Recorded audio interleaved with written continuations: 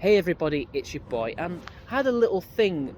Hey everybody, it's your boy, and I was going to make a completely different video about something else, but then Law and Order came into my mind for some strange reason, and it got me thinking, why is it that me, who has gone on record saying that I'm against vigilantism, suddenly become a bit more sympathetic to it? I don't support it still, but I understand the reasons why people do it, and I think we all know some of the reasons why. I think there's two or three big reasons. The first reason is that we've gotten too far into the whole rehabilitation thing. We've become too lenient with criminals. Yeah, it may work in some cases. In Scandinavia, for example, they've done a pretty good job with it to some extent, although I don't know what it's like now. Maybe they've gone too far. But if Vikernes, or however you pronounce his name, hasn't murdered anyone in 30 odd years, well, that's a resounding success. However, over here in the UK and in the US and in other countries, they've gone too far to the point where not only are they doing lenient sentences, they're also just letting people off, if not with a slap on the wrist, with nothing at all, and these criminals go out there with no bail or anything like that. And we end up in a situation where these people continue to, well, commit more crimes because they're being emboldened to do so.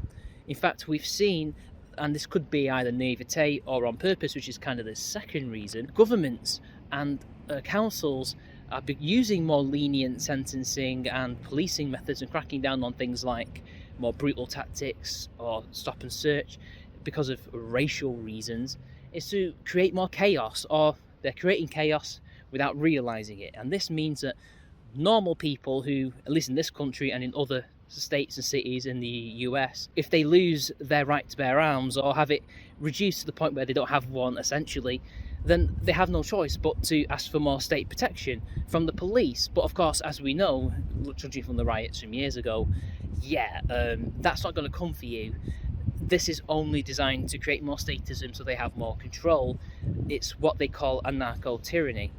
And this is one of the reasons why I've become more sympathetic to vigilantes, because if the authorities fail you, who else is there left? The average person to protect their property, their family and their neighbours. And I don't see why they can't do that. And I think there is a way to address this problem. First off, of course, we have to get into power in order to enact these changes. But it's really very simple.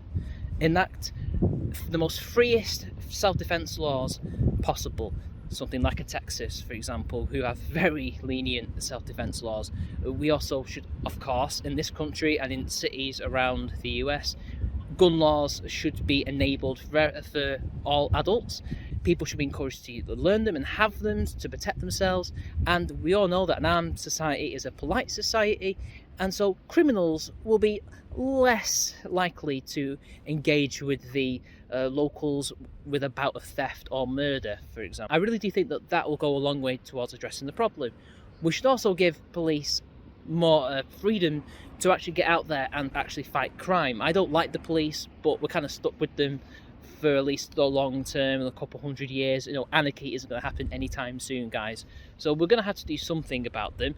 They need the ability to do their jobs. And if they do their jobs in our name, in a more freedom-loving, libertarian way, cracking down on the criminals and leaving the law-abiding citizens alone, as they should, then we have no cause for complaint as such. They really should be allowed to just crack down on the inner cities, because trust me, the people who live there will really want it. But of course, they have to earn their hearts and minds again after it's been destroyed by the left. But that's where we also come in. We have to some extent, help them with that, even if it may have a bad taste in our mouths. A zero-tolerance approach to all crime, to stop this influence from the left and to crack down on totalitarians who are using the chaos to gather more power. That's really what we need to do, because otherwise it may be, and this is something that they don't want but will happen, people will take the law into their own hands eventually, because as we saw with COVID, eventually people did snap and had said enough was enough, although it took a very long time. And trust me, those days are coming. So anyway, I'll see you all later.